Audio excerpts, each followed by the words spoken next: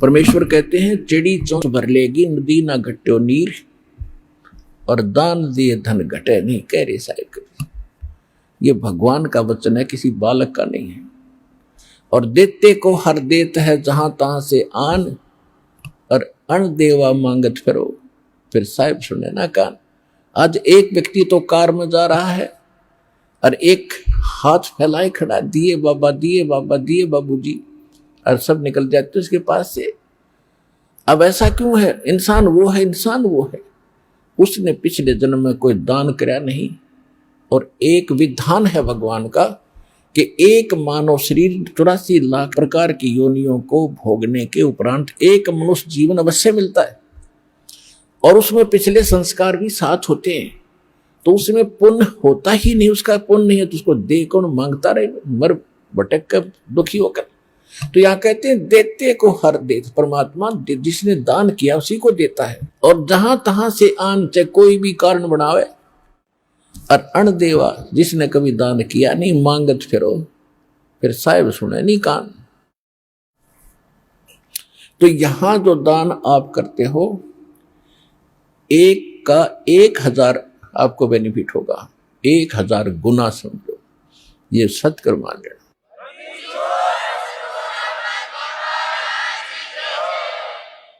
और इसके साथ साथ कहते हैं गुरु बिन माला फेरते, गुरु बिन देते दान, गुरु बिन दोनों निष्फल हैं, चाहे पूछो वेद पुराण। और कुपात्र को दान दिया हुआ व्यर्थ है, सुपात्र यानी सच्चे संत को ही दान दे, उसका फल है। नियम हर एक चीज के। अब कई भक्त कहते हैं कि हमें कह रहा था कि आपके गुरुजी तो अन्य किसी की हेल्प करने को मना करते नहीं। हेल्प करने का स्थान होता है, जैसे फल डागी की तरह, या सूखा पड़ गया, कोई एक्सीडेंट दुर्घटना होगी, वहां मदद करो। जैसे किसी भिखारी को दान नहीं देना। अब कोई अपना धंधा करके खाओगा, कुछ भगवान के गुण गाओगा, उसको मालिक के चरणों में लाओ, उसका नाम दिलाओ, उसको भक्ति कराओ, उसका उद्धार हो जाएगा। तो भिखारी को दान देना या किसी अन्य संत को दान देना नहीं चाहिए। उनको क्या दे सकते हो? खाना खिला सकते हो, कोई वस्त्र सिलाकर पहना सकते हो, अगर आप उसकी मदद करना चाहते हो। उसको कैश ना देना, क्योंकि वो साधु संत नहीं है, वो भिखारी बकवादी व्यक्ति है। अगर सारे भिखारी हो जाए फिर कमावे कौन होगा? एक व्यक्ति ने एक भिखारी को 100 रुपये दे दिए। अब ये क्या करते हैं? सारी बकवाद करते हैं, शराब ये पीवे, मांस ये खावे, क्यों फ्री का मिल रहा है, और फिर सबके गधे बनेंगे, किसी कुत्ते बनेंगे, वो संस्कार और बढ़ेगा, वो वापस देना पड़ेगा। कोई वैसे थोड़ा किसी से ले लिया वो देना नहीं। कहते तुमने उस दरगाह का मैल नहीं देखा, और धर्मराज के तिल तिल का लेखा। 100 रुपये दे दिए, पहले वो पौवा पीता था शराब का, उस दिन एकदम अच्छा दाव लग गया, उसने आधा पिया। अब शराब पी कर रोज पत्नी ने कूटा, बच्चों ने कूटा, पिटाई करता था, वो दुखी थे। उस दिन आधा पी लिया, ज्यादा दिमाग खराब हो गया उसका, परिवार की पिटाई करती, उसकी पत्नी उसको सारे बच्चों को लेकर कुएं में गिर कर मर गई। आपके 100 रुपये के दान ने एक परिवार उजाड़ दिया। आपको भी पाप लग गया, क्योंकि आप उसके भागी बने। तो क्या फायदा दिया उस दान में?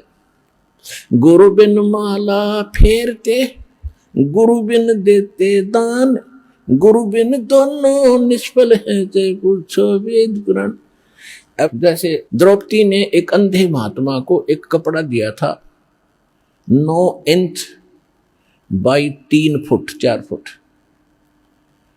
एक छोटी सी टुकड़ा अपनी साड़ी से पाड़ कर। वैसे उसको दान करने में सारी साड़ी उसकी खराब हो गई थी, लेकिन महात्मा को केवल एक इतना साइज मिला था, और वो स्वयं परमात्मा थे, क्योंकि ये अपनी आत्मा के साथ फिरते हैं, और पहले आने वाले किसी संकट से बचाने के लिए पहले लीला करते हैं। भले उन्होंने नाम नहीं ले रखा था, फिर भी दान जो सुपात्र को दे दिया जाता है, कोई अच्छे साधु संत को, उसका भी फल मिलता है, लेकिन मोक्ष नहीं हो सकता उससे। तो छोटे मोटे संकट निवारण भी परम संत से ही होते हैं, वो परमात्मा स्वयं ही लीला करता है उस संत की। इसलिए इन साधु संतों की आज तक महिमा बनी रही। वो स्वयं कर जाता था 2-4 जगह, और फिर सब किन्न टूक मिले जाते जो लाल कपड़े पहन के फिरते थे कि साधु एक जैसे ही होंगे, क्योंकि वो भी साधु भी तो उसी की आत्मा है भगवान की, जो उनके लिए तड़फ रहे लेकिन रास्ता मिल नहीं रहा, बताते हैं तो वो मान नहीं रहे, तो बच्चे हैं उसके।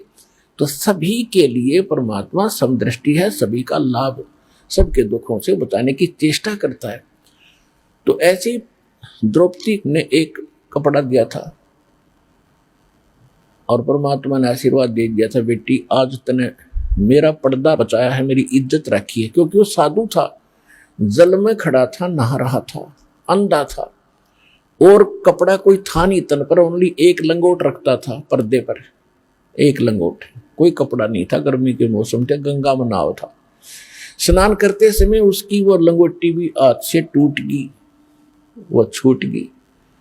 वो निवस्त्र नंगा खड़ा था दरिया में, और उससे थोड़ी सी दूरी पर जिधर से जल आ रहा था, ऊपर की साइड में एक जनाना घाट बना हुआ था बहनों के नहाने का, और राजा द्रुपद ने वो जनाना घाट दरिया पर गंगा पर बनवा रखा था। अपनी नगरी से थोड़ी सी दूरी पर वह बह रही थी गंगा। वहां पर द्रौपदी, उस राजा द्रुपद की लड़की, रोज स्नान करने जाती थी अपनी सैकड़ों सहेलियों के साथ। जब, और वो पुण्यात्मा थी, जब उसने देखा साधु संत महात्मा स्नान कर रहा है, तो उसने सोचा कि महात्मा से बात करेंगे सुबह सुबह, बड़े सौभाग्य हमारा, संत के दर्शन हुए। कहते हैं साधु दर्शन राम का मुख पर बसे सुहाग, और दर्श उन्हीं को होत है जिनकी पूर्ण भाग। साधु दर्शन राम का साहिब आवे याद, और लेखे में वही समय बाकी का समय बर्बाद। फिर उसने सोचा कि संत नहा रहे हैं, मैं भी नहा लेती हूँ, फिर स्वच्छ होकर बात करेंगे। वो स्नान करके आधा घंटा में बाहर आई घाट से, क्या देखा कि महात्मा तो फिर भी जल में ही खड़े हैं। वो बाहर इसलिए नहीं आए कि मैं अंधा हूं और निवस्त्र हो गया, नंगा, और लड़कियां की आवाज सुनने लगी। तो पहले इतने पानी में था और गहरे में चला गया, इतने में कि कहीं बहन बेटियों के सामने मैं निवस्त्र नजर ना आऊं, शर्म का मारे। अब वो कुछ नहा नहीं रहा था, वो ऐसे हाथ मार रहा था, वो सोच रहा था कोई कपड़ा बहता हुआ आ जाए, मैं लपेट कर बाहर निकलूं। द्रौपदी ने देखा आधा घंटा हो गया, संत नहा नहीं रहा, कुछ खोज रहा है। फिर उसने देखा अपने ध्यान से कि महात्मा तो निवस्त्र है, ये वस्त्र बिना आवेगा नहीं, बाहर कोई वस्तु पटड़ी पे है नहीं, ये सारा दिन खड़ा रहेगा, रात को निकलेगा, गल जाएगा भूखा प्यासा। तो लड़की ने आओ देखा ना ताओ अपनी साड़ी पाड़ी। राजा की लड़की की कितनी कॉस्टली साड़ी होती है, कीमती साड़ी, कपड़ा होगा ये विचार कर लेना। और उसने उस इतनी कीमती साड़ी और संत के लिए पाड़ कर डाल दी। एक लकीर, एक बिलहात की, यानी 9 इंच लगभग, कोपीन आकार की, और पाड़ के और 3 फुट चौड़ी लंबी पानी में डाल दी। बहता हुआ वह साथ से निकल गई, लेकिन महात्मा ने दिखाई नहीं था, लीला थी उनकी, और निकल गई। 7-8 बार ऐसी साड़ी पाड़ पाड़ के, एक बिलहात यानी 9-9 इंच 7-8 बार पाड़ के डाल दी, लेकिन साधु के हाथ नहीं लगी, वो साइड से निकल जाती थी, उसको दिखाई नहीं देता था। तो यह लीला भी भगवान कर रहे थे कि इसके कर्म बनाऊं, इसके कर्म बने, या इसका एक कैर टूटेगा, वो बचे क्यों करे इस बेटी का। अब देखो पुण्यात्मा, लोभ लालच करे तो ऐसा करे, बेईमाना करे तो ऐसा करे। उसके साथ और भी सहेली थी, नौकरानियां थी। उन नौकरानियों को भी कह सकती थी कि एक साड़ी का टुकड़ा डाल दो महात्मा के लिए, तो एक साड़ी का 2 साड़ी डाल। उसने पता था, नौकरानी को मालूम है आज अपनी राजा की लड़की के कहने से हम थोड़ा सा टुकड़ा साड़ी का देंगे, 2 साड़ी देगी, जाती 2-3 धोती देगी, बढ़िया, तो वो डाल सकती थी। लेकिन उसने उनको नहीं दिया, क्योंकि उसको मालूम था कि मैं पुण्य करूंगी अपने हाथ से, मुझे मिलेगा, ये करेंगे तो इनको मिलेगा। इतना अध्यात्म ज्ञान उन बच्चों को उसमें दिया जाता था। मैं रोटी खाऊंगी मेरा पेट भरेगा, ये खाएगी इसका भरेगा। तो उसने ये बेईमाना लालच करा। तो लोभ करे तो ऐसे करे, दान धर्म करने का स्वयं करे, अपने डट के करे, और सेवा करने का।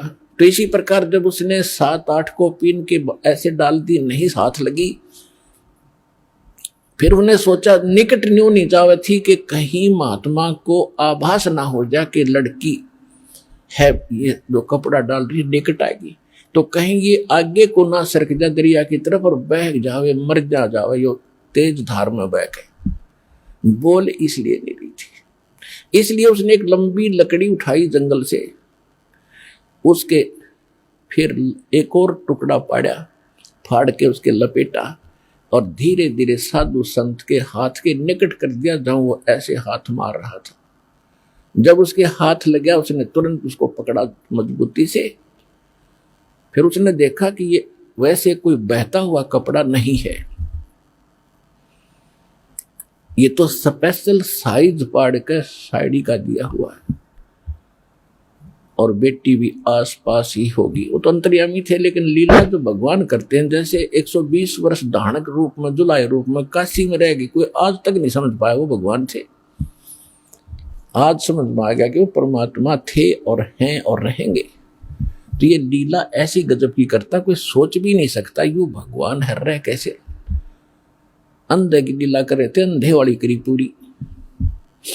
इस काल को भी धोखा देता है, यही वेद में लिखा है, और यही नानक साहब कहते ए ठगवाड़ा ठगी देश खरा सियाणा बोलता बार, ये धारण के रूप रहा करता। और खुद कहते भगवान सोचल सीधर मैं करूं अपने धन के काज। तो द्रौपदी जब उसने वो टुकड़ा लिया, देखा कि हाँ ये तो किसी लड़की बेटी ने दिया है, तो कहा बेटी आज तेने मेरी इज्जत रखी है, भगवान तेरी इज्जत रखेगा और तुझे बहुत ज्यादा दे। अब उसका वचन कैसे टले, तो सुपात्र को दिया दान। इस संसार में आने वाले कैर से भी कुछ ऐसे कर्म हैं जो दान से ही कटते हैं, कुछ ऐसे कर्म हैं जो सेवा से ही कटते हैं, कुछ ऐसे पाप कर्म हैं जो आपके आरती सिमरन सत्संग सुनने से कटेंगे, कुछ ऐसे कर्म हैं जो दान धर्म करने से और हवन यज्ञ करने से कटेंगे, कुछ ऐसे कर्म हैं जो दंडोत प्रणाम से ही आपके नाश होंगे, कुछ ऐसे पाप कर्म हैं जो सिमरन से ही कटेंगे। तो हमने सारे फार्मूले अपनाने अपने अंतःकरण को दौड़ने के लिए, साफ करने के लिए। तो वो तरीके सारे के सारे आपको यहाँ मिलेंगे और पृथ्वी पर नहीं है। इससे आपका अंतःकरण भी साफ होगा, जिस कारण से आपको इस जीवन में भी सुख होगा और मोक्ष भी मिलेगा।